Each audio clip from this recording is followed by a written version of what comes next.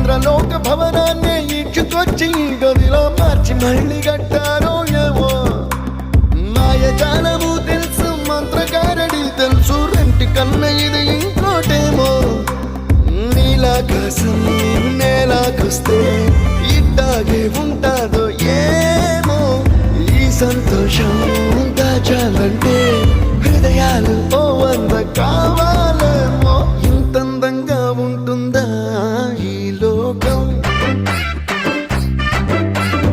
ఇన్నాళ్ళు ఈ మనసుకి తెలియాలేదే పాపం